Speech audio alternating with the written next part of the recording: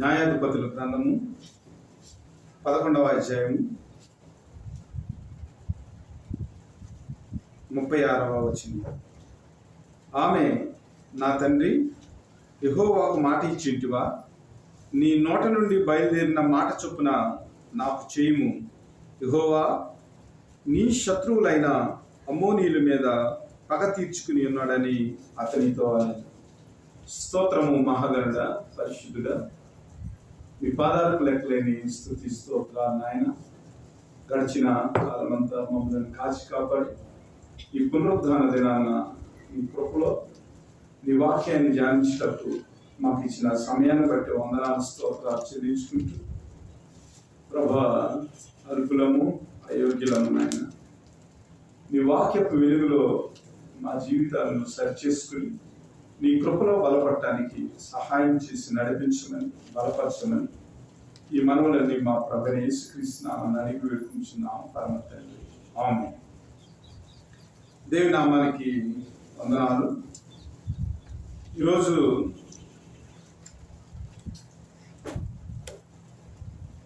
దేవునికి మనము మొక్కుబడి చెల్లించుకుంటే ఆ మొక్కుబడిని ఎలాగ తీర్చాలి, అలాగే మనము మొక్కుకునేటప్పుడు ఎలాంటి వివేచన కలిగి మనము దేవునికి మొక్కుబడి చేయాలనేది నేర్చుకోవాలి. ఈ న్యాయాధిపతుల గ్రంథం గురించి మనం ఆలోచన చేసినప్పుడు ఈ న్యాయాధిపతుల గ్రంథం అంతా కూడా ఇశ్రాయేలీల యొక్క జీవిత చక్రాన్ని చూపిస్తా ఉంది. ఇశ్రాయేలు జీవితంలో వారు ఎలాగ జీవిస్తా ఉన్నారు, దేవుని వైపు వారు తిరిగినప్పుడు దేవుడిచ్చిన అవకాశాన్ని వారు ఎలాగ సద్వినియోగం చేసుకుంటా ఉన్నారు, అలాగే దేవుడు అవకాశాలు ఇచ్చిన తర్వాత వారు దేవుని మరచి పాపంలోనికి ఎలాగ వెళ్ళిపోతా ఉన్నారనేది ఈ న్యాయాధిపతుల గ్రంథంలో మనం చాలా తేటగా చూడవచ్చు. ఇప్పుడు గడియారాన్ని మనం తీసుకున్నాం అనుకోండి, కరెక్ట్గా 12 గంటలు ఈ గడియారం సూచించింది అనుకోండి. ఈ 12 గంటల టైంలో ఇశ్రాయేలీలు దేవుని యొక్క ప్రేమను పొందుకుని చాలా పరిశుద్ధంగా జీవిస్తున్న జీవితం. న్యాయాధిపతుల గ్రంథంలో 12:15 వచ్చింది అనుకోండి. ఆ 12:15 టైంలో దేవుడు ఏవైతే మేలులు చేశాడో ఆ మేలులన్నీ కూడా వారు అనుభవిస్తూ దేవుని యొక్క సమృద్ధిలో వారు తమ జీవితాలను సంతోషంగా గడిపే సమయం 12:15. అలాగే 12:30 వచ్చేటప్పటికి దేవుడిచ్చిన సమృద్ధిని అనుభవిస్తూ పాపంలోనికి వారు జారుకుంటున్న సమయం 12:30. అలాగే 12:45 వచ్చేటప్పటికి వారు చేసిన పాపాన్ని బట్టి వారు శిక్ష అనుభవిస్తున్న సమయం 12:45. అలాగే 12:45 నుంచి 1 గంటకు వచ్చేటప్పటికి వారు అనుభవించిన శిక్షను బట్టి పశ్చాత్తాపడి దేవుని దగ్గర ఏడ్చి మరలా దేవునిలోనికి వారు చేరుకునే సమయం, అనగా పరిశుద్ధంగా జీవించే సమయం. అంటే ఒక గడియారము 12:15కి 12:30కి 12:45కి 1 గంటకు ఎలాగ వ్యత్యాసం కనపడుతుందో ఇశ్రాయేలీల యొక్క జీవితంలో 12 గంటలకు వారు పరిశుద్ధంగా జీవించిన సమయం, 12:15కి దేవుని యొక్క సమృద్ధిని మేలును అనుభవించిన స్థితి, 12:45 వచ్చేటప్పటికి 12:30 వచ్చేటప్పటికి పాపంలో పడిపోయిన స్థితి, 12:45 వచ్చేటప్పటికి పాపంలో వారు అనుభవిస్తున్న దుర్భరమైన పరిస్థితి, 12:45 నుంచి 1 గంట వరకు వారు పశ్చాత్తాపడి దేవునిలో పరిశుద్ధపరచబడిన స్థితి. ఇలాగా ఇశ్రాయేలు యొక్క జీవితం అంతా కూడా పశ్చాత్తాపడటం, పరిశుద్ధపరచబడటం, అలాగే దేవుడిచ్చిన దీవెనలు వారు అనుభవించటం, మరలా పాపంలో పడిపోవటం, పాపానికి వారు శిక్షను అనుభవించటం, మరలా దేవుని దగ్గర మొరపెట్టడం, అలాగే పరిశుద్ధులోనికి మరలా 12 కరెక్ట్గా 12 దగ్గరికి వచ్చేసరికి దేవుని యొక్క పరిశుద్ధతలో వారు వెలుగుతున్న స్థితి. క్రైస్తవ జీవితాలు కూడా ఒక్కొక్కసారి ఇశ్రాయేలు జీవితం ఎలాగైతే ఉందో అలాగే క్రైస్తవ జీవితాలు కూడా ఉంటాయి. పాపం చేస్తూ ఉంటారు, పాపం యొక్క పర్యవసానాన్ని అనుభవిస్తూ ఉంటారు. దేవుడి దగ్గరికి వెళ్ళి పశ్చాత్తాపడతారు. పశ్చాత్తాపడిన తర్వాత దేవుడు దర్శిస్తాడు. దేవుడు దర్శించిన తర్వాత దేవుని యొక్క పరిశుద్ధతలో కొనసాగుతూ మరలా పాపంలోనికి పోయి శిక్షను వారు అనుభవిస్తూ ఉంటారు. అలాగే మరి మనం చదువుకున్న వాక్య భాగంలో ధ్యానం చేసినట్లయితే ఇశ్రాయేలీలు కూడా పాపంలో పడిపోయి శత్రువుల చేత హింసించబడుతున్న పరిస్థితి. అలాంటి పరిస్థితుల్లో యోక్తా అనే ఒక వీరుడు లేదా ఇశ్రాయేలుకు సంబంధించిన ఒక న్యాయాధిపతి యోక్తా ఉన్నాడు. ఈ యోక్తాను దగ్గరికి వెళ్ళి ఇశ్రాయేలు అందరూ కూడా బ్రతిమాలారు. ఎందుకంటే యోక్తా పరాక్రమ గల బలాఢ్యుడు. అయితే ఈ బలాఢ్యుడు ఒక వేశ్యకు పుట్టినవాడు. తండ్రి చూస్తే ఇశ్రాయేలీయుడు, తల్లి చూస్తే వేశ్య. ఈ వేశ్యకు పుట్టినందువల్ల గిలాద్ అనే వ్యక్తికి వేశ్యకు పుట్టినవాడు యోక్తా. అయితే ఈ యోక్తా చాలా బలం గలవాడు, చాలా పరాక్రమం గలవాడు. నిజమైన ఇశ్రాయేలు సహోదరులు ఏం చేశారంటే ఈ యోక్తాని తరిమేశారు. నీ వేశ్యకు పుట్టినవాడు కాబట్టి మా సహోదరులతో నీకు స్వాస్థ్యం లేదని యోక్తాని ఏం చేశారంటే తరిమేశారు. మాకు స్వాస్థ్యం లేదని ఎప్పుడైతే చెప్పారో యోక్తా ఏం చేశారంటే టోబు దేశానికి వెళ్ళిపోయారు. ఆ టోబు దేశంలో ఉన్న ప్రజలందరూ కూడా చాలా దుర్మార్గులు, చాలా అల్లరి చిల్లరగా తిరిగేవారు. ఆ అల్లరి జనంతో యోక్తా నివసిస్తా ఉన్నారు. అయితే ఇశ్రాయేలు చేసిన పాపాన్ని బట్టి దేవుడు వారి మీదకి తీర్పును ప్రకటించినప్పుడు అమ్మోనీలందరూ కూడా ఇశ్రాయేలుని చంపేయటానికి వస్తా ఉన్నారు యుద్ధానికి. ఈ యుద్ధానికి వచ్చే సమయంలో ఇశ్రాయేలుకి ఏమైందంటే యోక్తా జ్ఞాపకం వచ్చాడు. ఎందుకంటే యోక్తా చాలా పరాక్రమ గల వీరుడు, దేవుని యొక్క వాక్యాన్ని తెలిసినవాడు. అయితే అతనుకున్న ఒకే ఒక ఇబ్బంది ఏమిటంటే అతను వేశ్యకు పుట్టినవాడు. మరి ఇశ్రాయేలుని అమ్మోనుల దగ్గర నుంచి రక్షించాలంటే ఇశ్రాయేలులో ఎవడు కూడా సత్తా ఉన్నవాడు లేడు. ఇశ్రాయేలుని రక్షించేవాడు ఎవడు లేడు. ఒకే ఒక యోధుడు ఉన్నాడు, పరాక్రమం గలవాడు యోక్తా. ఇశ్రాయేలు అందరూ ఏం చేశారంటే యోక్తా జ్ఞాపకం వచ్చినప్పుడు యోక్తా దగ్గరికి వెళ్ళారు.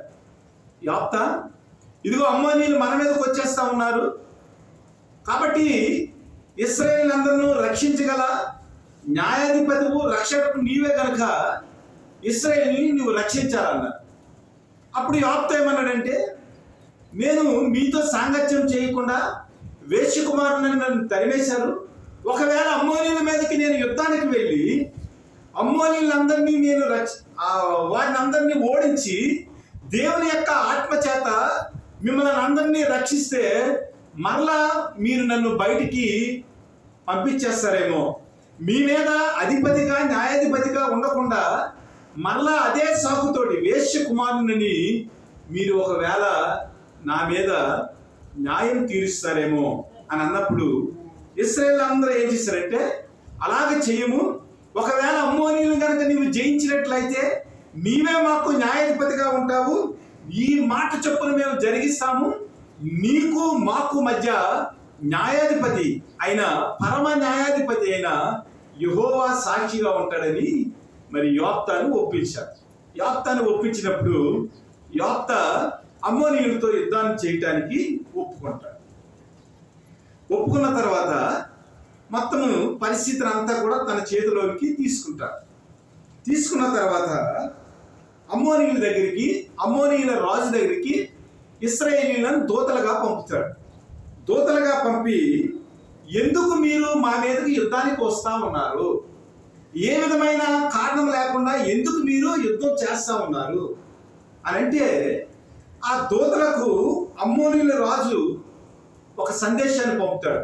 ఇదిగో మీరు ఐగుప్తు బానిసత్వం నుంచి మీరు వచ్చేటప్పుడు మా భూభాగాన్ని మీరు ఆక్రమించారు. కాబట్టి మా భూభాగం మాకు ఇప్పుడు కావాలి, మా భూమి మాకు కావాలి. మీరు మా భూమిని మాకు ఇచ్చేసినట్లయితే మీతో మేము యుద్ధం చేయమని వాళ్ళు చెప్తా ఉంటారు.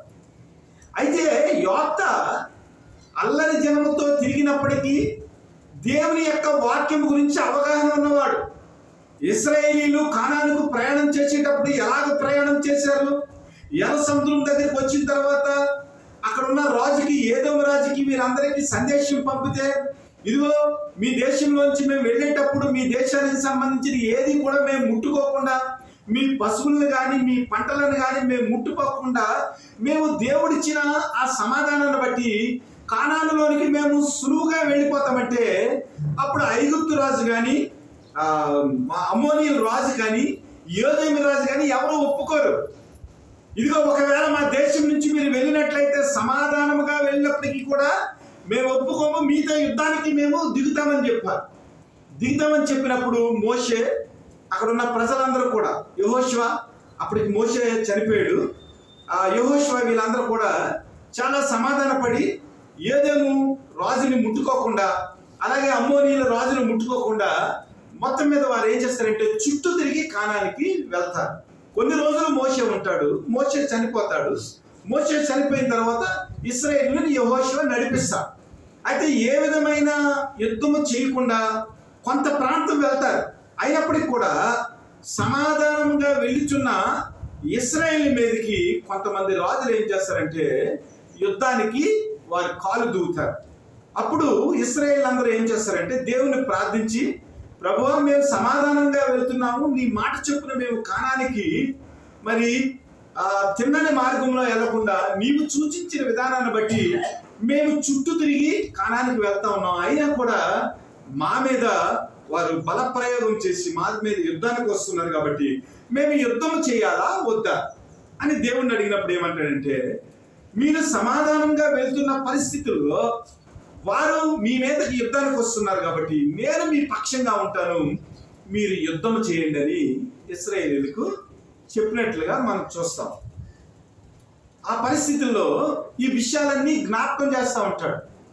దూతలు వచ్చి, ఇదిగో మీరు వెళ్తానికి వీల్లేదు, మీరు ఇలాగ చేశారని చెప్పారు కాబట్టి ఇదిగో అమ్మోనీయుల రాజు మన మీదకి యుద్ధానికి వస్తారని అంటే, మళ్ళా దూతలు చెప్పి, ఇదిగో మేము యుద్ధం చేయలేదు, మీ భూభాగాన్ని ఏది కూడా మేము ఆక్రమించలేదు, మేము న్యాయబద్ధంగానే మేము వెళ్ళిపోతా ఉన్నాము, ప్రభు అయిన దేవుడు మాకు స్వాస్థ్యం ఇచ్చిన ప్రదేశంలో మేము ఉన్నాము, కాబట్టి మీరు చరిత్ర తెలియక, విషయం అర్థం కాక, అసలు ఆ డాక్యుమెంట్లో ఏముందో మీకు తెలియక మీరేం చేస్తున్నారంటే మా మీద యుద్ధానికి వస్తున్నారు, కానీ మేము దేవుడిచ్చిన దాన్ని చాలా న్యాయబద్ధంగా మేము కానానులోనికి ప్రవేశించాము, ఎవరిది కూడా అన్యాయంగా తీసుకోలేదని మరలా అమ్మోనీయుల రాజు దగ్గరికి దూతలు పంపితే ఏ మాత్రం కూడా ఒప్పుకోకుండా అమ్మోనీయుల రాజు ఏం చేస్తున్నాడంటే వారి మీదకి యుద్ధానికి వస్తా ఉంటాడు.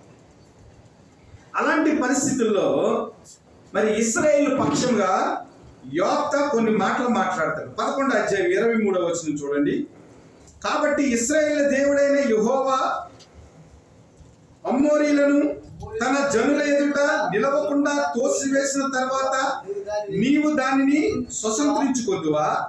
స్వాధీనపరచుకున్నటకు కెమోషను నీ దేవత నీకు ఇచ్చిన దాన్ని నువ్వు అనుభవించుచున్నావు కదా. మా దేవుడైన యెహోవా మా ఎదుట నుండి ఎవరిని తోలివేయనో వారి స్వాస్థ్యమును మేము స్వాధీనపరచుకుందుము. మోయాబు రాజైన సిప్పోరు కుమారుడగు బాలాకు కంటే నీవు ఏ మాత్రము అధికుడవు కావు. చాలా చక్కగా చెప్పాడు. నువ్వు అనుకున్నదంతా కూడా తప్పు. ఇదిగో కెమోషు దేవతను మీరు పూజిస్తా ఉన్నారు, కెమోషు దేవత ద్వారా మీరు భూభాగాన్ని పొందారని అనుకుంటున్నారు. యాక్చువల్గా భూమిని ఇచ్చేదానికి, భూమిని పంచేదానికి ఎవరికి అధికారం లేదు. ఎందుకంటే సమస్త భూమి కూడా యెహోవాదని వాక్యములో ఉంది. వారు అమ్మోనీయులు ఏమనుకుంటున్నారు? కెమోషు దేవత వల్ల మేము పొందుకున్నామని అనుకుంటున్నారు. కాబట్టి కెమోషు దేవత వల్ల మీరు పొందుకున్నారు కదా. దేవుడైన యెహోవా ఆయన యొక్క ప్రేమను మా జీవితాల్లో చూపించి ఆయన మాకు స్వాస్థ్యాన్ని ఇచ్చాడు. కానానులో ఉన్న 6 ఎవరైతే ఉన్నారో తెగలు వారందరినీ కూడా దేవుడు తోలివేసి వారి పాపాన్ని బట్టి తన ప్రజలుగా ఉన్న మాకు ఆ భూభాగాన్ని దేవుడు మాకు అనుగ్రహించాడు. దేవుడు అనుగ్రహించిన భూభాగాన్ని మాదని అనటానికి నువ్వెవరు? అసలు దేవుడు మాకు ఇచ్చిన స్వాస్యాన్ని, మా శత్రువులను తరుము వేసి ఆ భూభాగాన్ని మాకు ఇస్తే నీవు నీ దేవత ఇచ్చిన భూభాగాన్ని అనుభవించకుండా ఇశ్రాయేలీయుల దేవుడైన యెహోవా ఇచ్చిన, సృష్టికర్త ఇచ్చిన భూభాగాన్ని స్వాధీనపరచుకుంటానికి నువ్వెవడవు అని ప్రశ్న వేస్తా ఉన్నాడు యోక్త. తర్వాత ఒక వృత్తాంతాన్ని అక్కడ విశదపరిచాడు. అదేమిటంటే, ఇదిగో బాలాకు ఉన్నాడు, బాలాకు మా మీదకి యుద్ధం రాలేదు, యుద్ధానికి రాకుండా బిలాము చేత శపించాలని అనుకున్నాడు, కానీ ఇశ్రాయేలు మీదకి యుద్ధానికి రావటానికి ఏ మాత్రం కూడా సాహసించలేదు. బాలాకు కంటే నీవు గొప్ప రాజువా? బాలాకే ఇశ్రాయేలు ప్రజల మీదకి యుద్ధం చేయకూడదని, అభిషేకించిన వారిని దూషించకూడదని దేవుడు చెప్పిన మాటలను బట్టి వెనక్కి వెళ్ళిపోయాడు. బాలాకు కంటే కూడా చాలా చిన్న రాజువు అయినప్పటికీ కూడా ఇశ్రాయేలు ప్రజల మీద, దేవుడు అభిషేకించిన ప్రజల మీద దేవుడిచ్చిన స్వాస్యాన్ని మరలా తిరిగి నీవు ఆక్రమించుకుంటానికి నువ్వు ఎంతటి వాడువని మరలా తిరిగి ఏం చేశాడంటే యోక్త అతనికి ఒక సందేశాన్ని పంపాడు. సందేశాన్ని పంపినప్పటికీ కూడా అతను ఏమాత్రం కూడా ఒప్పుకోలేదు. ఒప్పుకోకపోతే 26వ వచనం ఒకసారి చూడండి.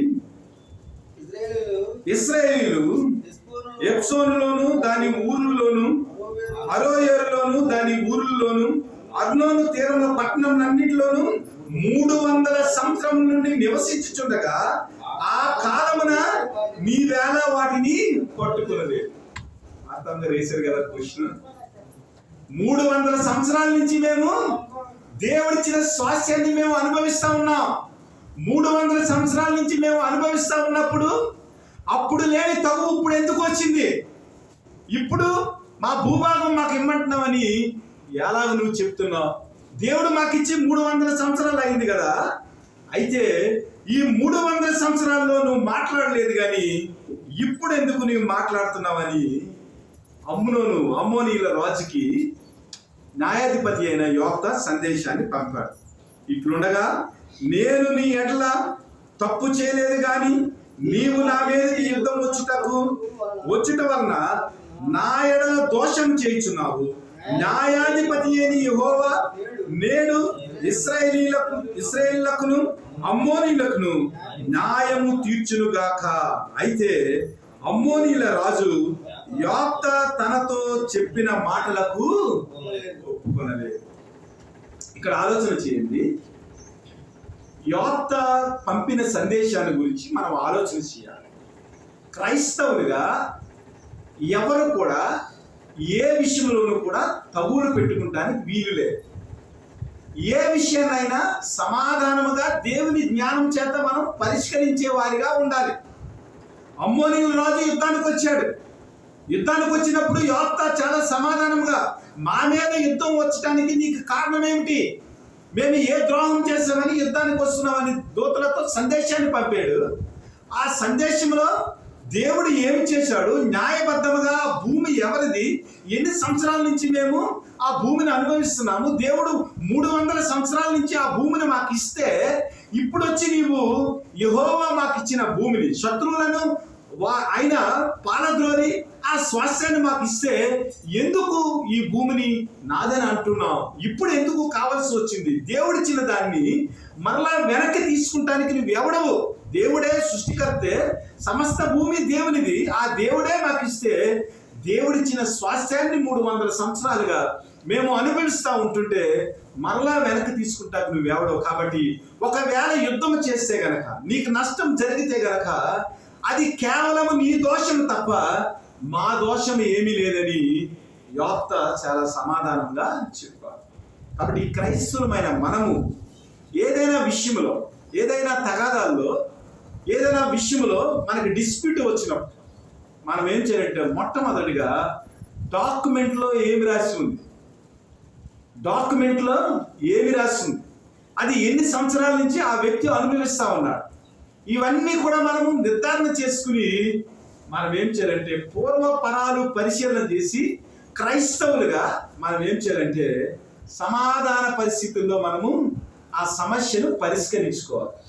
అంతేగాని కావాలని మనము కోర్టులకు వెళ్ళి కావాలని మనము దాన్ని ఎక్స్టెండ్ చేసి ఏ విధంగానూ కూడా మన సమయాన్ని మన డబ్బును మనం వృధా చేసుకోకూడదు. అన్నిటికీ మించి మన ఆత్మీయ స్థితి దానివల్ల దేవునికి విరోధంగా వెళ్ళకూడదు. ఇది మనం జ్ఞాపకం చేసుకోవాలి. ఇక్కడ వరకు చాలా బాగుంది. అయితే అంత తెలివైన యోప్త యుద్ధానికి వెళ్ళేటప్పుడు ఏం చేశాడంటే ఒక నిబంధన చేశాడు. దేవునితో ఒక నిబంధన చేశాడు. ఆ నిబంధన ఏమిటంటే, ఇదిగో నేను అమ్మోనీయుల మీదకి యుద్ధానికి వెళ్తున్నాను కాబట్టి మీతో ఒక మొక్కుబడి చేసుకుంటున్నానని చెప్పాడు. 30వ వచనం చూసినట్లయితే, అప్పుడు యోప్త యెహోవాకు మొక్కుకొనెను. ఎట్లనగా, నీవు నా చేతికి అమ్మోనీయులను నిశ్చయముగా అప్పగించిన యెడల నేను అమ్మోనీయుల యొద్ద నుండి క్షేమంగా తిరిగి వచ్చినప్పుడు నన్ను ఎదుర్కొనుటకు నా ఇంటి ద్వారము నుండి బయలుదేరి వచ్చినదేదో అది యెహోవాకు ప్రతిష్ఠితమగును, మరియు దహన బలిగా దానిని అర్పించదు. అప్పుడు యోప్త అమ్మోనీయులతో యుద్ధం చేయుటకు వారి యొద్దకు సాగిపోయినప్పుడు యెహోవా అతని చేతికి వారిని అప్పగించెను గనుక అతడు వారిని అనగా అరోయేరు మొదలుకుని మిన్నూతుకు వచ్చే వరకు అబెల్కే రాయిమునకు 20 పట్టణముల వారిని నిశ్శేషముగా హతము చేసెను. అట్లు అమ్మోనీయులు ఇశ్రాయేలు ఎదుట నిలవకుండా అణిచివేయబడి. ఇది దేవునితో యోప్త ఒక నిబంధన చేశాడు. ఇదిగో ప్రభువా, అమ్మోనీయుల మీదకి నేను యుద్ధానికి వెళ్తా ఉన్నాను. యుద్ధంలో అమ్మోనీయులను నేను గెలిచినట్లయితే, అమ్మోనీయులను నీవు నా చేతికి అప్పగించినట్లయితే, నేను యుద్ధము నుంచి విజయము పొంది వస్తా ఉన్నప్పుడు నా ఎదురుగుంటా ఏదైతే వస్తుందో, నా ఇంటి ద్వారము బంధం నుంచి ఏదైతే బయలుదేరి వస్తుందో దాన్ని నీకు ప్రతిష్ఠిత చేస్తాను, దహన బలిగా అర్పిస్తానని ఒక ఒప్పందం చేసుకున్నాను. ఇది యోప్త చేసిన తొందరపాటు నిర్ణయం. శత్రువులతో మాట్లాడినప్పుడు చాలా జాగ్రత్తగా మాట్లాడు. మరి దేవునితో మాట్లాడేటప్పుడు, దేవునితో నిబంధన చేసుకునేటప్పుడు ఇంకా జాగ్రత్తగా మనం నిబంధన చేసుకోవాలి కదా. మన శత్రువు మన మీదకి వస్తున్నాడండి. శత్రువు మన మీదకి వచ్చినప్పుడు చాలా జాగ్రత్తగా మనం నిబంధన చేసుకున్నాం, చాలా శాంతియుక్తమైన సందేశాన్ని పంపాం.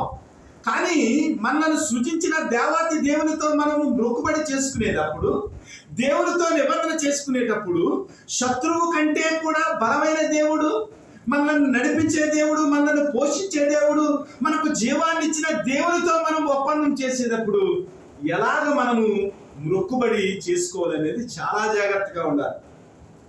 ఇక్కడ మనము క్రైస్తవులుగా అర్థం చేసుకోవాల్సిన విషయం ఏమిటంటే, దేవునితో మనం మొక్కుబడి చేసుకోకపోయినా ప్రార్థన చేస్తే తన కృప చేత, దేవుని యొక్క ఆ సందేశం చేత, దేవుని యొక్క వాక్కు చేత, దేవుని యొక్క వాగ్దానం చేత దేవుడు మన జీవితాల్లో కార్యాన్ని చేస్తాడు.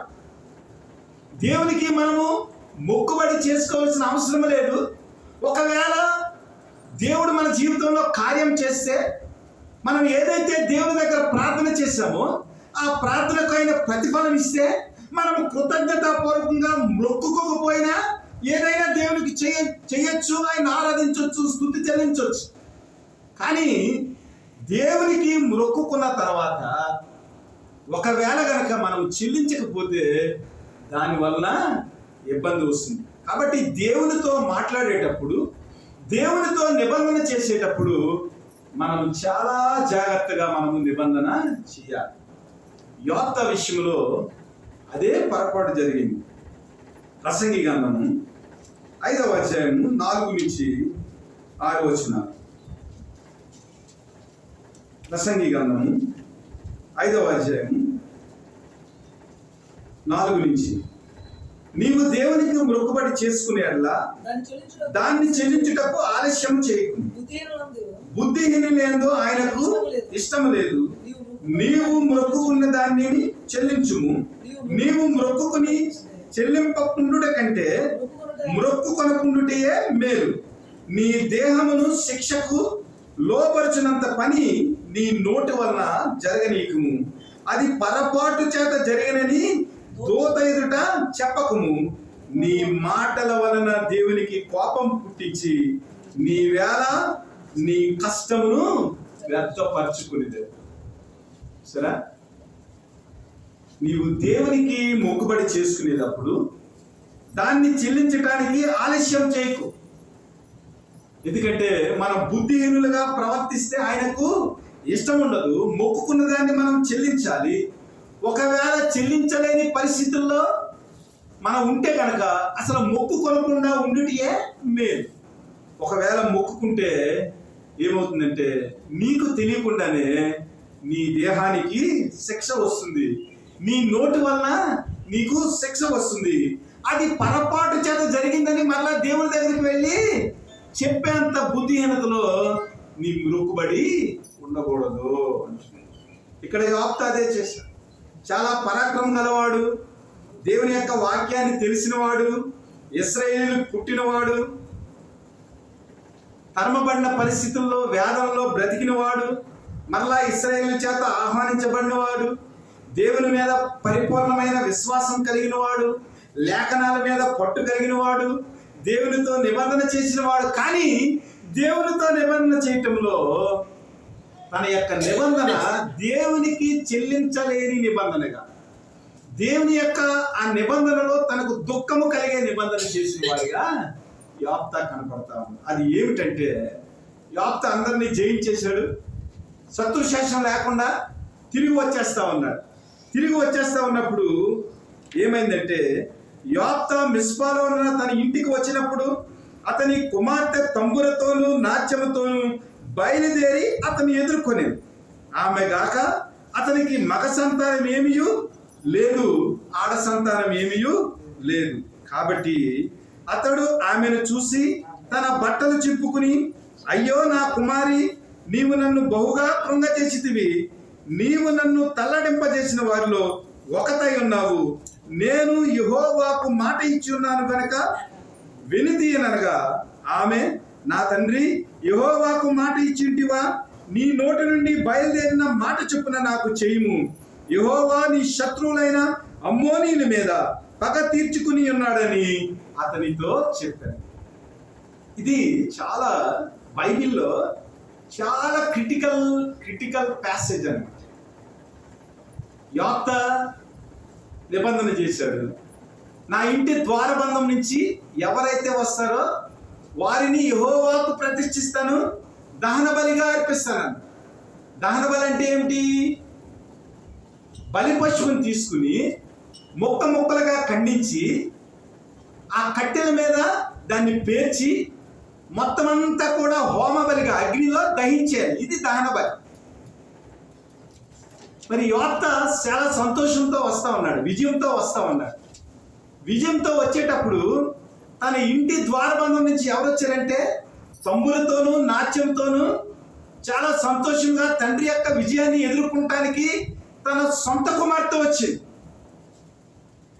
యోబుకి కుమారులు లేరు, కుమార్తెలు లేరు, ఒక కుమార్తె. ఆ కుమార్తె ఏం చేసిందంటే ఆ ఇంటి ద్వారబంధం నుంచి తండ్రిని ఎదుర్కొనడానికి వచ్చింది. తండ్రి యొక్క మనస్సు అంతా కూడా అవిసిపోయింది. ఎందుకంటే దేవునితో నిబంధన చేశాడు, నా ఇంటి ద్వారబంధం నుంచి ఎవరైతే వస్తారో వారిని నేనేం చేస్తాను, దహన బలిగా అర్పిస్తాను, యెహోవాకు ప్రతిష్ఠిస్తాను అన్నాడు. ఒక కూతురు ఇంటి ద్వారబంధం నుంచి ఆమె ఒక్కతే వచ్చింది. వచ్చినప్పుడు యోబు చాలా బాధపడిపోయాడు, బట్టలు చింపుకున్నాడు. అయ్యో నా కుమార్తె, ఒక కుమార్తెవు, నేను యెహోవాకు నిబంధన చేశాను, ఎలాగా అన్నప్పుడు కుమార్తె ఏమన్నా తెలుసా? తండ్రి, ఇదిగో శత్రువుల యొక్క శేషం లేకుండా అమ్మోనీలందరినీ కూడా దేవుని యొక్క ఆత్మ చేత నీవు వారందరినీ గెలిచావు, దేవుడు విజయాన్ని ఇచ్చాడు. కాబట్టి నువ్వేం చేయాలంటే, నీవు దేవునికి ఏదైతే మొక్కుకున్నావో, యెహోవాకు ఏదైతే మాట ఇచ్చావో అది ఏమి కూడా వెలుగు తీరక నీ మాట చొప్పున, నీ నోటి మాట నుంచి బయలుదేరిన ఆ మాట ఏదైతే ఉందో ఆ మాట చొప్పున నువ్వు చెయ్యని తన కుమార్తె ఏం చేసిందంటే తండ్రికి తన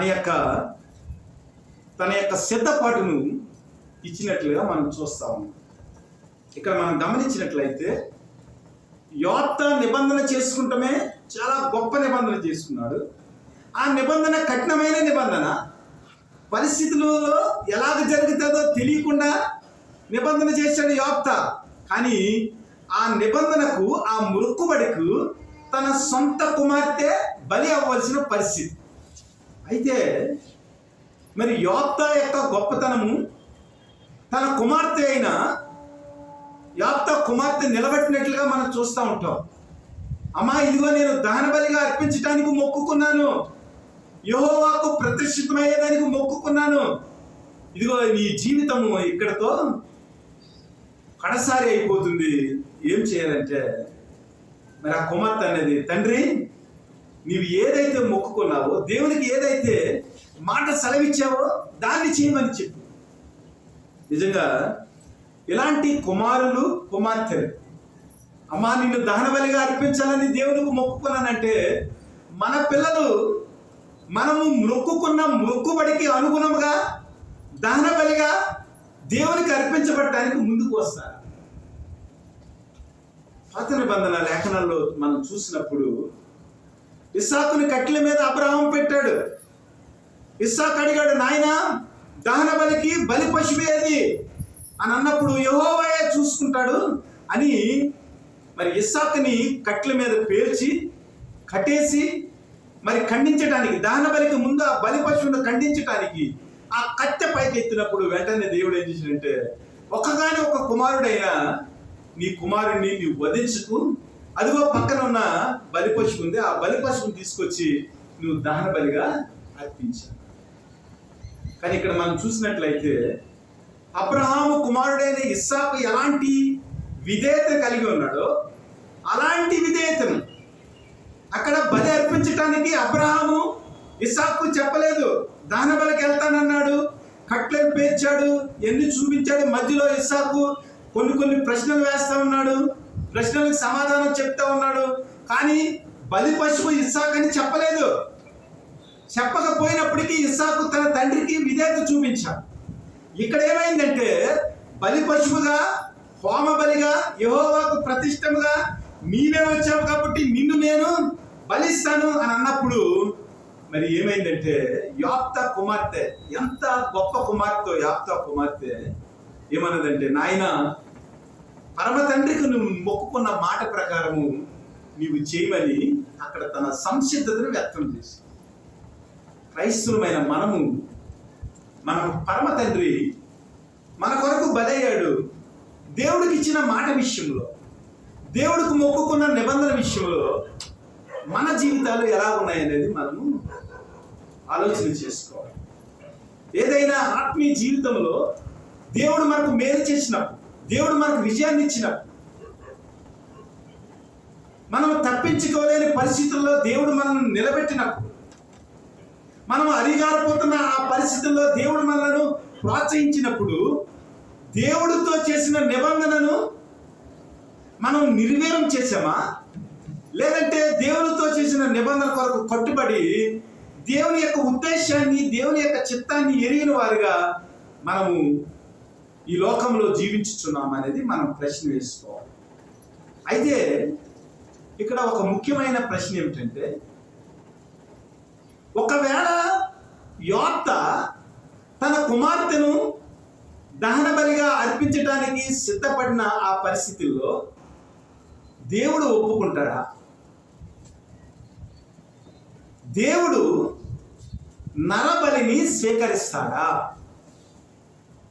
ఒక వ్యక్తిని దహన బలిగా దేవునికి మనం అర్పించటానికి మనము పాత నిబంధన ప్రకారము, ఒకవేళ పాత నిబంధనలో కూడా ఎక్కడా కూడా నరులను దేవునికి బలి అర్పించినట్లు ఎక్కడా చూడము.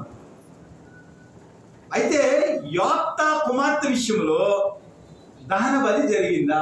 ఇది ప్రశ్న. దీని మీద కొన్ని వందల వీడియోలు యూట్యూబ్లో తిరుగుతూ ఉన్నాయి.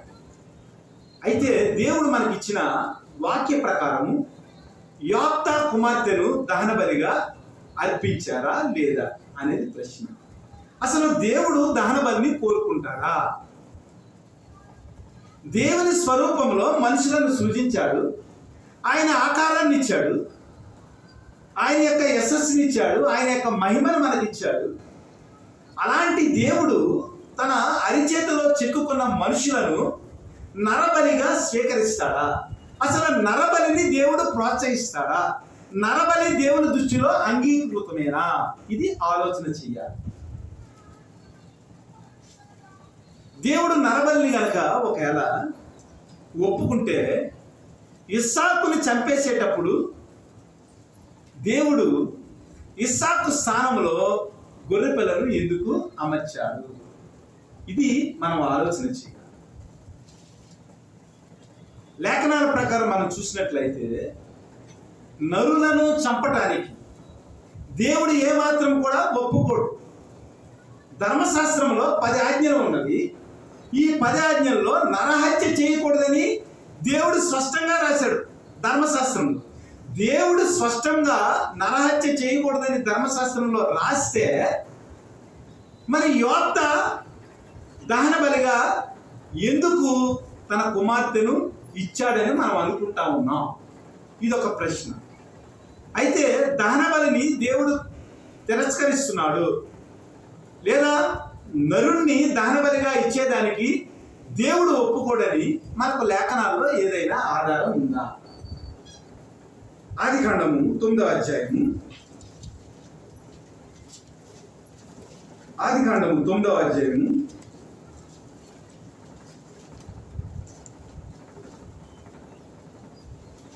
5వ వచనం.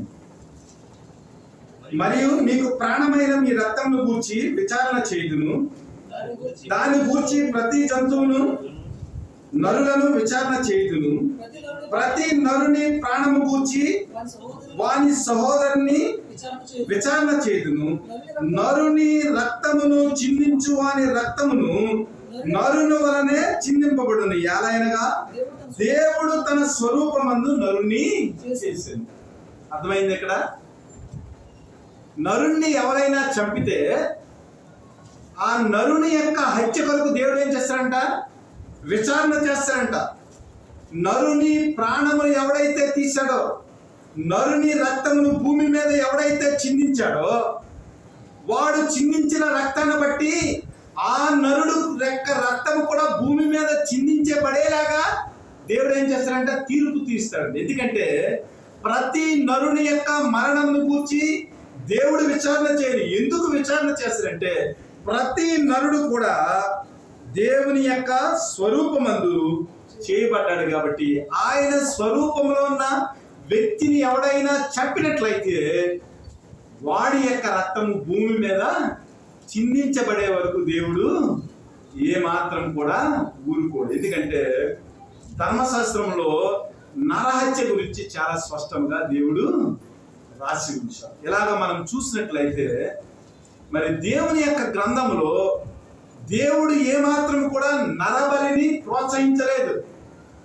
పురాతన కాలంలో చూసినట్లయితే అనేక మంది వ్యక్తులు దేవుని యొక్క జ్ఞానం లేక, దేవుని యొక్క ప్రేమ వారికి అర్థం కాక, దేవుడు మనుషులను ఎందుకు సృజించాడో వారికి తెలియక, ఇక్కడ మనం చూసినట్లయితే ఎందుకు నరహత్య చేయకూడదంటే మీరు ఫలించి అభివృద్ధి నొందుడి, మీరు భూమి మీద సమృద్ధిగా సంతానము కని విస్తరించుడని వారితో చెప్పాను.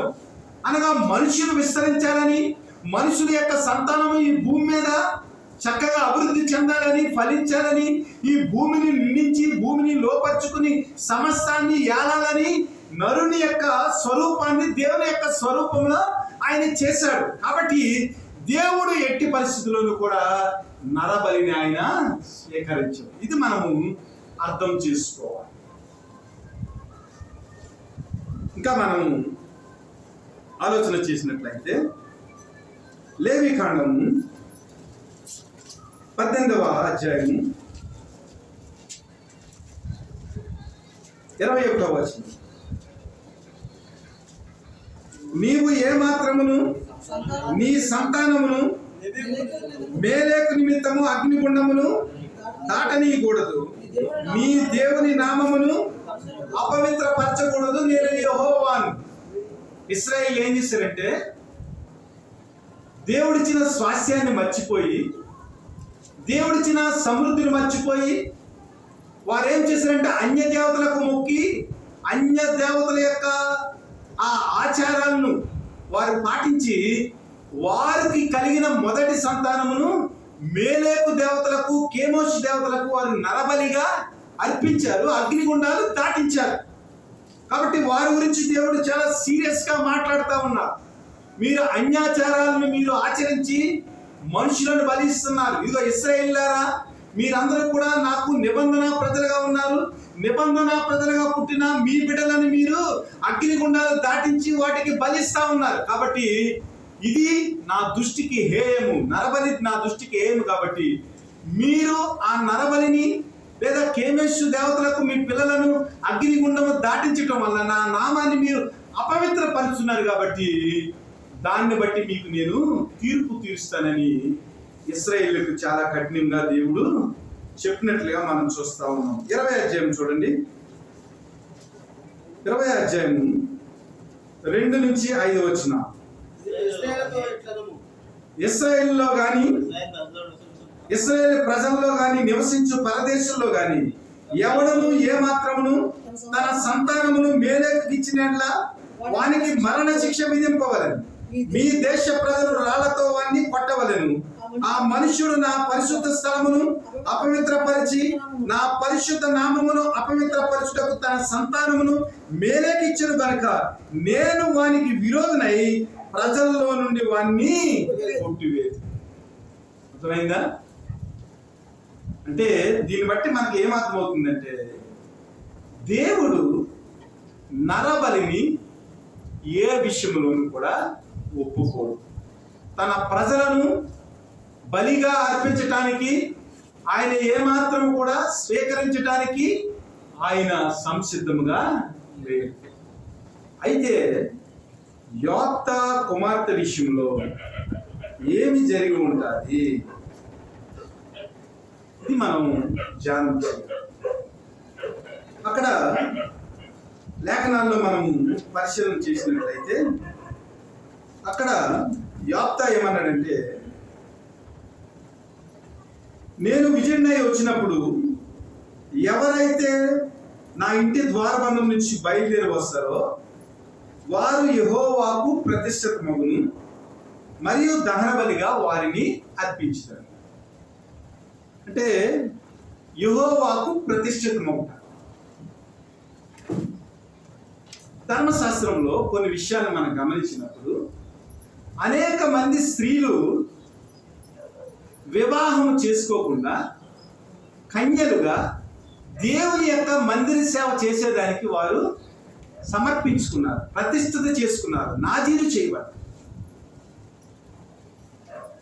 లేఖనాల్లో మనం పరిశీలన చేసినట్లయితే మొదటి సమూయేలు గ్రంథంలో షీలోహు మందిరంలో కొంతమంది స్త్రీలు మందిర పరిచర్య చేయడానికి వచ్చేవారు.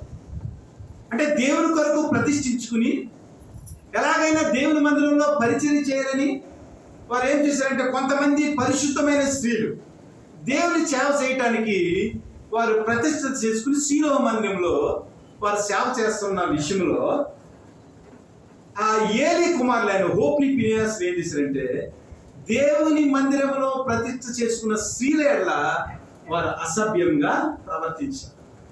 అంటే పురాతన కాలంలో కొంతమంది ఏం చేశారంటే కొంతమంది స్త్రీలు దేవుని కొరకు ప్రతిష్ఠ చేసుకుని వారి జీవితం అంతా కూడా దేవుని కొరకే అంకితం చేసినట్లుగా మనం చూస్తాము. ఇలాగ మనం చూసినట్లయితే యెహెజ్కేలులోను అలాగే కొన్ని సందర్భాల్లో మనం చూసినట్లయితే చాలా మంది స్త్రీలు దేవుని కొరకు నిబంధన చేసుకున్న స్త్రీలుగా కనపడతా ఉన్నారు.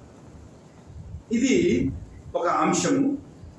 దేవుడు ఒకవైపు నుంచి దహన బలిని తిరస్కరించినట్లుగా, అంటే నరబలిని, దహన బలి కాదు, నరులను దహన బలిగా అర్పించేదానికి దేవుడు తిరస్కరించినట్లుగా, ఒకవేళ ఎవరైతే అర్పించారో వారి మీదకు శిక్ష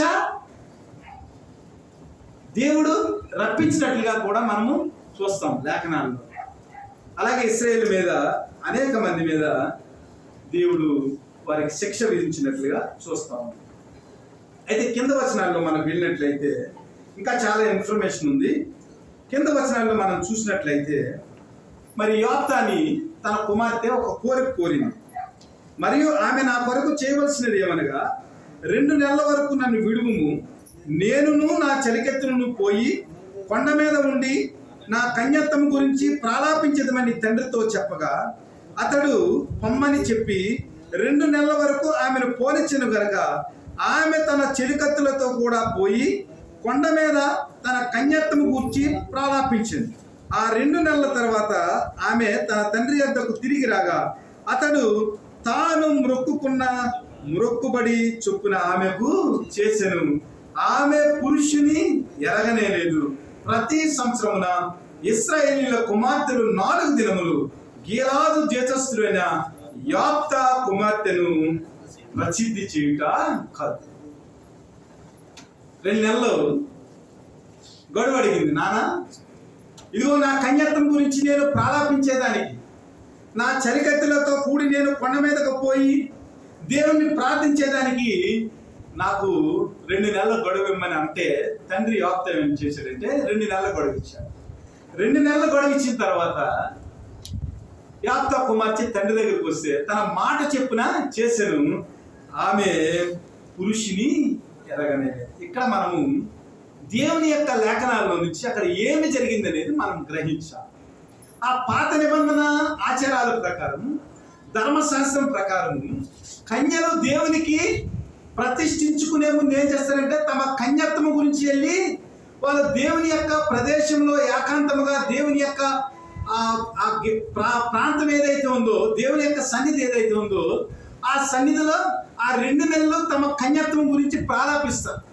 అంటే ప్రభువా, ఇదిగో నేను నీకు ప్రతిష్ఠించుకుంటున్నాను, నా జీవితం అంతా కూడా పరిశుద్ధముగా నేను జీవించేదానికి, పురుషుణ్ణి ఎరగకుండా నీ కొరకే నేను జీవించేదానికి నాకు సహాయం చేయమని వారు ఏం చేస్తారంటే ప్రభు పాదాల చెంత వారు ప్రార్థన చేస్తారు.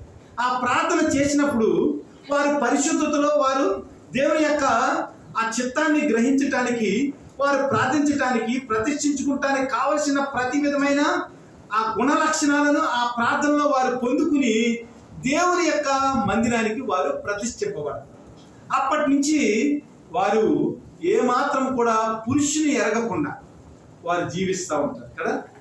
రోమన్ క్యాథలిక్ ఫాదర్స్ మరి మ్యారేజ్ చేసుకోకుండా వారి జీవిత పర్యాంతం అంతా కూడా వారు ఏం చేస్తారు, దేవుని కొరకు సజీవ యాగముగా వారి శరీరాలను అర్పించుకుంటారు. పరలోకములో కూడా మనం చూసినట్లయితే స్త్రీని ఎరగని 14వ అధ్యాయం ప్రకటనలో ఉంటుంది. స్త్రీని ఎరగని కొంతమంది పురుషులట దేవునితో 144,000 మంది దేవుని కొరకు ప్రతిష్ఠులై పరలోకంలో కనిపించినట్లుగా మనం చూస్తాం. అంటే ఇక్కడ ఏం జరిగిందంటే యాప్తా కుమార్తె దహన బలిగా అర్పించబడలేదు కానీ దేవుని కొరకు తన్ను తాను ప్రతిష్ఠించుకుంది. అయితే ఇక్కడ జరిగిన విషయం ఏమిటంటే ఒక స్త్రీ పురుషుణ్ణి ఎడగకుండా, వివాహం చేసుకోకుండా తన కన్యత్వాన్ని అంతటినీ కూడా దేవుని కొరకు అర్పించుకుంటాం అనేది మామూలు విషయం ఏం కాదు కదా. అసలు ఒక వ్యక్తి, స్త్రీ కానీ పురుషుడు కానీ శారీరక పరమైన కోరికలను దేవుని కొరకు చదించి సజీవ యాగముగా దేవుని సేవలో దేవుని కొరకు నాజీరు చేయబడటం అనేది మామూలు విషయం కాదు. అలాగే ఏమైందంటే లేఖనాలను బట్టి మనం ఆధారం చేసుకున్నట్లయితే, లేఖనాలను మనం పరిశీలన చేసినట్లయితే దేవుడు అసలు ఎట్టి పరిస్థితుల్లోనూ కూడా నరబలిని, దహన బలిని, మనుషులు దహన బలిగా దేవునికి అర్పించబడటానికి ఏమాత్రం కూడా ఆయన ఒప్పుకోలేదు. ఇచ్చిన వారిని కూడా విడిచిపెట్టలేదు. అయితే యాప్తా ఏం చేశాడంటే తెలిసి తెలియక అనాలోచితంగా ఏం చేశాడంటే దేవునితో నిబంధన చేసుకున్నాడు. ఆ నిబంధన ఏమైందంటే ఆ కుమార్తె ప్రార్థన చేసి మరి తన యొక్క జీవితాన్ని అంతటిని కూడా దేవుని కొరకు అర్పించుకున్నట్లుగా మనం చూస్తాం. ఆమె చేసిన త్యాగాన్ని బట్టి మరి ఇశ్రాయేలు అందరూ కూడా ప్రతి సంవత్సరము యాప్తా కుమార్తెను జ్ఞాపకం చేసుకుని ఆమెను ప్రసిద్ధి చేస్తారు. ఎందుకంటే దేవుని యొక్క చిత్తము కొరకు ఎవరైతే సమర్పించుకుంటారో, ఎవరైతే నాజీలు చేయబడతారో వారు దేవుని యొక్క గ్రంథంలో లిఖించబడతారు. ఈ రోజున ఇస్సాకు గురించి, అబ్రహాం గురించి మనం ఎందుకు చెప్పుకుంటా ఉన్నాం? ఇస్సాకుని బలిగా అర్పించడానికి కత్తి ఎత్తినప్పటికీ కూడా, తన్ను తండ్రి చంపేస్తాడని తెలిసినప్పటికీ కూడా, బలి పశువు తానే అని తెలిసినప్పటికీ కూడా ఇస్సాకు ఏమాత్రం కూడా నోరు మెదపకుండా ఆయన ఏం చేశాడంటే తండ్రి యొక్క చిత్తాన్ని నెరవేర్చడానికి తన సమ్మతిని తెలియజేశాడు. అందుకనే ఈ రోజు ఇస్సాకు గురించి మనం చెప్తున్నాం. ఇస్సాకు దేవుడిగా మన దేవుడు పిలువబడతా ఉన్నాడు. ఎవరితోన్నా ఆయన పరిచయం చేసుకోవాలంటే, ఇదిగో నేను అబ్రహాము దేవుడను, ఇస్సాకు దేవుడను, యాకోబు దేవుడని ఆయన పరిచయం చేసుకున్నాడు. అనగా దేవుని కంటే కూడా ఉన్నతమైన స్థానాన్ని తన ప్రజలకు ఇచ్చినట్లుగా మనం చూస్తున్నాం. ఎప్పుడు అంటే తన ప్రజలు ఎవరైతే ఉన్నారో వారు దేవుని చిత్తానికి విధేయత చూపించినప్పుడు దేవుడే తన పక్షముగా ఆ ప్రజలను హెచ్చించేవాడిగా ఉన్నాడు. ఇక్కడ యోప్తా కుమార్తె గురించి మనం ఆలోచన చేసినట్లయితే, తన తండ్రి చేసుకున్న మొక్కుబడి విషయంలో ఏమాత్రం కూడా అభ్యంతరము తెలుపకుండా, తండ్రి నీవు ఏదైతే మొక్కుకున్నావో ఆ చిత్తము చొప్పున దహన బలిగా నన్ను అర్పించని, దేవునికి నన్ను ప్రతిష్ఠించని తన కన్యత్వాన్ని, తన జీవితాన్ని దేవుని కొరకు ఏం చేసిందంటే సజీవ యాగముగా అర్పించుకుంది. కాబట్టి ఇశ్రాయేలు అందరూ కూడా యోప్తా యొక్క ఆ కుమార్తెను ప్రతి సంవత్సరం వారు ఏం చేస్తున్నారంట జ్ఞాపకం చేసుకుంటారు. ఇందులోంచి మనం నేర్చుకోవాల్సిన విషయం ఏమిటంటే, మన ప్రభు అయిన యేసుక్రీస్తు వారు కూడా ఆయన చనిపోతాడని తెలిసి, మానవుల యొక్క పాపము నిమిత్తము కలువరి శిలువలో ఆయన ప్రాణాన్ని పెట్టవలసి వస్తుందని కూడా తెలిసి, ఆ శిలువ భారాన్ని మోయాలని తెలిసి, నలగగొట్టబడాలని తెలిసి, అన్నీ కూడా తెలిసి ఆయన ఏం చేశాడంటే తండ్రి యొక్క చిత్తాన్ని నెరవేర్చడానికి బలి పశువుగా, దహన బలిగా ప్రభు అయిన యేసుక్రీస్తు వారు కుమారుడిగా తండ్రి చిత్తాన్ని ఆయన నెరవేర్చిన కుమారుడిగా ప్రభు అయిన యేసుక్రీస్తు వారు మనకి కనబడతాము. ఈ కోవలో యోప్తా కుమార్తె కూడా మనకు కనబడుతుంది. అక్కడ చూసినట్లయితే అబ్రహాము కుమారుడైన ఇస్సాకు కనబడుతున్నాడు, ఇక్కడ యోప్తా కుమార్తె కనపడుతుంది. అలాగే పరలోకపు తండ్రి అయిన ప్రభు అయిన యేసుక్రీస్తు వారు కుమారుడుగా వచ్చి ఈ లోకంలో మన కొరకు దహన బలిగా, సమాధాన బలిగా ఆయన ప్రతిష్ఠించుకున్నాడు. మనం ఏం నేర్చుకోవాలంటే, యోప్తా తెలిసి తెలియకుండా దేవునితో నిబంధన చేశాడు, తన కుమార్తెను దేవుడికి ప్రతిష్ఠించాడు. కానీ ఈ మధ్యన ఉన్న దేవుని యొక్క ప్రేమను బట్టి, మనం రక్షించబడిన విధానాన్ని బట్టి, ఈ లోకంలో మనం పరదేశమని తెలిసి దేవుని కొరకు యోప్తా లాగే మనము తెలిసి నిబంధన చెయ్యాలి. యోప్తా అయితే దేవుని కొరకు తెలియక నిబంధన చేశాడు. క్రైస్తవులుగా మనమైతే ఆయన చేత కడగబడిన వారముగా, ఆయన చేత స్వాస్థ్యాన్ని పొందుకున్న వారముగా, రక్షింపబడిన వారముగా, విమోచన పొందిన వారంగా మనం ఏం చేయాలంటే తెలిసి మనం ఏం చేయాలంటే మన జీవితాన్ని సజీవ యాగముగా దేవునికి అర్పించాలి. యోప్తా తెలియక నిబంధన చేశాడు. క్రైస్తవులైతే తెలిసి దేవుని కొరకు సజీవ యాగముగా సమర్పించబడేదానికి, దేవుని కొరకు జీవించేదానికి మనం ఏం చేయాలంటే తెలిసి నిబంధన చేయాలి. తెలిసి నిబంధన చేసి దేవుని కొరకు సజీవ యాగంగా మనము గనక అర్పించబడినట్లయితే, మనము కూడా ఇస్సాకు వలె, యోప్తా కుమార్తె వలె, ప్రభు అయిన యేసుక్రీస్తు వలె ఈ లోకంలో చిరస్థాయిగా మనం నిలిచిపోతాం. క్రైస్తవుల యొక్క పేరులో మన యొక్క పేరు చేర్చబడతాయి. అలాంటి విధేయత కలిగిన జీవితాన్ని మనము జీవించగలుగుతున్నామా? సజీవ యాగముగా దేవుని కొరకు మనము సమర్పించగలుగుతున్నామా మన జీవితాలను? అలాగే దేవుని కొరకు ఎంతవరకు మనం ప్రతిష్ఠించుకుంటున్నాం? ఇది ఆలోచించవలసిన విషయము. అయితే దేవుడు ఎట్టి పరిస్థితుల్లో కూడా నరబలిని ఆయన అనుమతించడు. కానీ ఒక వ్యక్తి పాపం చేసినప్పుడు ఆ వ్యక్తి మరణించకుండా ప్రభు వైపు తిరిగి ప్రభువులో తన జీవితాన్ని ప్రతిష్ఠించుకోవాలని దేవుడు కోరుకుంటా ఉన్నాడు. యెహెజ్కేలు గ్రంథము ఒకే ఒక మాట మనం చూసి ప్రసంగాన్ని ముగిద్దాం. యెహెజ్కేలు గ్రంథము 18వ అధ్యాయము 20వ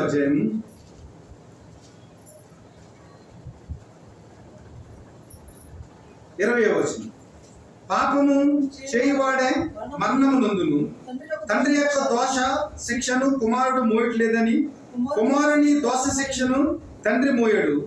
నీతి పనులు ఆ నీతి పనులకే చెందును, దుష్టుని దుష్టత్వము ఆ దుష్టునికే చెందును. అయితే దుష్టుడు తాను చేసిన పాపములన్నింటినీ విడిచి నా కట్టడలన్నింటినీ అనుసరించి నీతిని అనుసరించి న్యాయము జరిగించిన యెడల అతడు మరణము నొందడు, అవశ్యముగా అతడు బ్రతుకును. చూసారా, ఇక్కడ మనము దేవుడు నరబలిని ప్రోత్సహించడనే దానికి అసలు దేవుని ఉద్దేశం ఏమిటనే దానికి ఈ వచనాన్ని మనం ఆలోచించాలి. ఒక దుష్టుడు పాపం చేస్తేనే దేవుడు వాడికి మరణాన్ని ప్రవేశపెట్టాడు, ఒక ఛాన్స్ ఇస్తాడు, దీర్ఘశాంతంతో కనిపెడతాడు. ఎందుకంటే దుష్టుడు తన దుష్టత్వమును విడిచి దేవుని వైపుకి వచ్చినప్పుడు వాడు మరణం నుంచి తప్పింపబడతాడు. అంటే దుష్టుడికే ఆయన ఛాన్స్ ఇచ్చాడు. ఆ దుష్టుడు చనిపోకుండా ఉండటానికి దేవుడు ఒక సమయాన్ని ఇచ్చి ఆ సమయంలో దేవుని వైపు తిరిగి తన మనస్సును మార్చుకుని తన ప్రవర్తనను సరిదిద్దుకుని దేవునిలా ప్రతిష్ఠింపబడి సజీవ యాగముగా దేవుడు ఆ వ్యక్తిని తన దగ్గరికి రావాలని కోరుకుంటా ఉన్నాడు. నీవు కాలిపోవాలని ఆయన కోరుకుంటలేదు, కానీ నీవు బ్రతుకుండగానే దేవుని కొరకు బ్రతకాలని ఆయన కోరుకుంటా ఉన్నాడు. ఇది దేవుని మనసు. ఇది మనం అర్థం చేసుకోవాలి. ఇక్కడ మనం చూసినట్లయితే 23వ వచనంలో, దుష్టుడు మరణము పొందుట చేత నాకేమాత్రమైన సంతోషం కలుగునా, వాడు తమ ప్రవర్తనను దిద్దుకుని బ్రతుకుటే నాకు సంతోషము. ఇదే ప్రభువు యెహోవా వాక్కు. అతను దుష్టుడు మరణింతేనే ప్రభువుకు సంతోషం ఉండదట. అలాంటిది విధేయత కలిగిన యోక్తా కుమార్తె దహన బలిగా అర్పించుకుంటే దేవుడు సంతోషపడతాడా? సంతోషపడ్డు కదా. ఒక దుష్టుడు మరణం చెందితేనే దేవుడికి సంతోషం లేదట. వాడు తన ప్రవర్తనను సరిదిద్దుకుని బ్రతకడమే దేవునికి సంతోషం. అంటే దేవుని యొక్క ఉద్దేశం ఏమిటంటే, మనం ఎలాగ మొక్కుకోవాలంటే దేవునికి, ప్రభువా నీ చిత్తమైతే నీ కొరకు పరిశుద్ధంగా జీవించేదానికి, నీ కొరకు సజీవ యాగముగా నన్ను నేను సమర్పించుకునేదానికి, నీ నామానికి మహింకరంగా నేను జీవించేదానికి, నీ వాక్య ప్రకారము నా జీవితాన్ని కట్టుకునేదానికి ప్రభువా నాకు సహాయం చేయని మనం మొక్కుకోవాలి. కానీ యాప్తలాగా అనాలోచనగా దేవుని యొక్క మనస్సును ఎరగకుండా మనం గనక మొక్కుకుని ఒకవేళ మొక్కుబడి గనక చెల్లించలేదనుకోండి, మన వీపు మీద దెబ్బలు వస్తాయట, మన కష్టమంతా కూడా వ్యర్థమైపోతుంది. కాబట్టి ఒక మూర్ఖుల్లాగా, ఆలోచన లేని వ్యక్తిలాగా, లేఖనాల గురించి తెలియని వ్యక్తిలాగా దేవునితో మనం నిబంధన చేయకూడదు. కానీ దేవుని మనస్సు ఎరిగి ఆయన ఏది కోరుకుంటున్నాడో, మనం ఎలాగ జీవించాలని అనుకుంటున్నాడో దాన్ని మనము వాక్యంలో నుంచి మనం చూసి జీవించేవారిగా ఉండాలి. అనగా క్రైస్తవులందరూ కూడా దేవుని యొక్క వాక్కుకు మనం ఏం చేయాలి? తల ఒగ్గి దేవుని యొక్క వాక్కు ప్రకారం, వాక్యము ప్రకారం జీవించేదానికి మనం ఏం చేయాలంటే, ఆ పరిశుద్ధత పొందుకునేదానికి మనం ఏం చేయాలి? మొక్కుబడి చెల్లించుకోవాలి. కానీ ఆయన మన ఆస్తులను అడుగుతలేదు, ఆయన మనకున్న ప్రతి ఈవులను ఆయన అడగటం లేదు. కానీ ఆయన ఏమంటున్నాడంటే, సజీవ యాగముగా మీ శరీరములను నాకు సమర్పించడం. ఎందుకంటే అదే దేవునికి అనుకూలమును దేవుని చిత్తమై ఉన్నది. మీ మనస్సు మారి రూపాంతరము చెంది మనం ఏం చేయాలంట? మన మనస్సు మారి రూపాంతరం చెంది దేవుని కొరకు పరిశుద్ధంగా జీవించే వారిగా ఉన్నారు. అంటే ట్రాన్స్ఫర్మేషన్ అంటే మన జీవితంలో నిజమైన పరివర్తన కలిగిన క్రైస్తవులుగా జీవించాలి.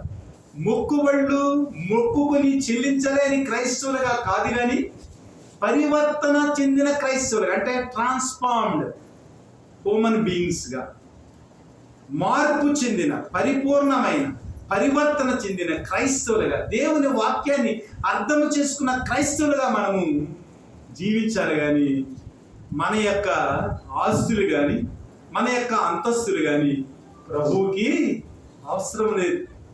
ఎందుకంటే సర్వాన్ని సృజించిన వాడు ఆయనే, ఈ సృష్టి అంతా ఆయనదే, ఐశ్వర్యం అంతా ఆయనదే. ఆయనకు ముందుగా ఇచ్చి ఎవడో కూడా ఆయన చేత బడా నమ్మకమైన దోచుకొని అనిపించుకునేదానికి ఏమాత్రం అవకాశము లేదు. మరి దేవుడు ఏమి కోరుకుంటున్నాడా అంటే ఒకే ఒక మాట. కీర్తన 51వ కీర్తన 16-17 వచ్చిన, నీవు బలిని కోరువాడు కావు, కోరిని ఎట్లా నేను అర్పించదను. దహన బలి నీకు ఇష్టమైనది కాదు. అండర్లైన్ చేసుకుని, దహన బలి నీకు ఇష్టమైనది కాదు, విరిగిన మనసే దేవునికి ఇష్టమైన బలులు. దేవా, విరిగి నలిగిన హృదయమును నీవు అలస్యము చేయవు, నీ కటాక్షము చొప్పున సియోనికి ప్రేమించి. ప్రభు గట దహన బలి ఇష్టంగా లేదా? నువ్వు శరీరం కోసేసుకుంటాను, అగ్నిలో దూకెత్తాను ప్రభు కొరకంటే అవన్నీ ఒత్తి మాటలు కదా. అవేమి కూడా దేవునికి ఇష్టం లేదు. దేవుడికి ఇష్టమైంది ఏంటంటే ఒకే ఒకటి, ఆయనకి ఇష్టమైంది విరిగి నలిగిన మనసే దేవునికి ఇష్టమైన. అంటే పశ్చాత్తాపముతో కూడింది. మన జీవితంలో పాపం ఏదైతే ఉందో దాన్ని తీసేసుకుని మనం ఏం చేయాలి? విరిగి నలిగిన హృదయంతో, ప్రభా ఇప్పటి వరకు నేను పాపం చేశాను ప్రభా, నీకు మొక్కుకొని ప్రభా నీ కొరకు జీవిస్తానని బాప్తిసం పొందేటప్పుడు, ఇదిగో నీవు వచ్చే వరకు నీ మరణాన్ని ప్రకటిస్తాను ప్రభా, నీ పునరుద్ధానాన్ని ప్రకటిస్తాను ప్రభా, నేను నోటితో ఒప్పుకొని నా హృదయంలో విశ్వసించాను ప్రభా, ఇక మీదట నీ కొరకే జీవిస్తానని రొట్టె ద్రాక్షారసంలో మనం చేసిన నిబంధనలన్నీ జ్ఞాపకం చేసుకుని ఆ నిబంధనల ప్రకారం జీవించలేని పరిస్థితుల్లో మనం దేవుని దగ్గర మన మనస్సును మనం విరుచుకొని పశ్చాత్తాప హృదయంతో, విరిగిన మనసుతో, ప్రభా నీ పాదాల చెంతకు వస్తున్నాను ప్రభా, దహన బలి నీకు ఇష్టం లేదు ప్రభా, ఒకవేళ దహన బలిగా అంటే నీకు దహన బలిగా నేను వచ్చేస్తాను ప్రభా అన్నాడు దావీదు. నీకు సమర్పించబడాలంటే దహన బలిగా ప్రభా నేను అగ్నిగుండంలో దూకేస్తాను, కానీ అగ్నిగుండంలో దూకటం, నేను చనిపోవడం నీకు ఇష్టం కాదు ప్రభా. నేను బ్రతికుండగానే నా మనస్సును మార్చుకుని ప్రభా, నా హృదయాన్ని విరుచుకుని, నా పాపాన్ని ఒప్పుకుని పరిశుద్ధంగా నీ దగ్గరికి రావాలి కదా ప్రభా. విరిగి నలిగిన మనస్సును నీవు అలస్యము చేయవు కదా ప్రభా, నీ కటాక్షము చెప్పున నాకు మేలు చేయని ప్రార్థన చేస్తాను. కాబట్టి ప్రియ దేవుని బిడ్డలారా, దేవుని కొరకు జీవించటానికి, దేవుని యొక్క చిత్తాన్ని తెలుసుకుని విధేయత కలిగిన వ్యక్తులుగా ఈ సమాజంలో మనం చనిపోయిన తర్వాత మనలను జ్ఞాపకం చేసుకునే వ్యక్తులు. యాప్తా కుమార్తె ప్రతిష్ఠించుకుంటాన్ని బట్టి ఒకవేళ దహన బలిగా అయ్యిందో లేదో మనకి తెలియదు. కొంతమంది బైబిల్ పండితులు అయితే ఒకవేళ దహన బలి జరిగిందేమో అంటున్నారు. కానీ లేఖనాల ప్రకారం మనం అధ్యయనం చేస్తే దేవునికి దహన బలి ఇష్టము కాదు. దహన బలిగా అర్పించబడిన వారిని గూర్చి దేవుడు చాలా కఠినమైన ఆంక్షలు విధించాడు, ఆజ్ఞలు ఇచ్చాడు. కాబట్టి నేను చదివిన లేఖనాల ప్రకారం యోప్తా కుమార్తె సజీవ యాగముగా దేవుని సేవ చేయడానికి తను తాను ప్రతిష్ఠించుకుంది, నాదీనం చేయబడింది. దేవుడు దాన్ని యాక్సెప్ట్ చేసేదని నేను అనుకుంటా ఉన్నాను. దాన్ని బట్టి ఇశ్రాయేలీలు ఆమెను జ్ఞాపకం చేసుకుంటా ఉన్నారు. కాబట్టి మన జీవితంలో మనం ఏం చేయాలంటే అనాలోచితంగా దేవునితో మాట్లాడకుండా దేవుని కొరకు, దేవుని చిత్తాన్ని నెరవేర్చేవారిగా, దేవుని ప్రేమని లోకంలో చాటేవారిగా, నశించిపోతున్న ఆత్మల కొరకు కనీసం ప్రార్థన చేసేవారిగా మనం ఉన్నట్లయితే దేవుడు మనకు మేలు చేసే దేవుడుగా ఉన్నాడు. కాబట్టి విపరీతమైన మొక్కుబడులు ఆవేశపూరితంగా చేయకుండా చేసిన చిన్న మొక్కుబడైనా తీర్చుకునే వారిగా ఉండి దేవుని యొక్క స్వరూపంలో మార్చబడేవారిగా, దేవుని యొక్క ప్రేమను పొందుకునే వారిగా మీరు జీవించాలని అట్టి కృప దేవుడు మీకు దయచేయాలని మనస్ఫూర్తిగా మిమ్మల్ని దీవిస్తూ ఆశీర్వదిస్తూ ఈ మాటలు ముగిస్తున్నాను. ఆమేన్. హల్లెలూయా.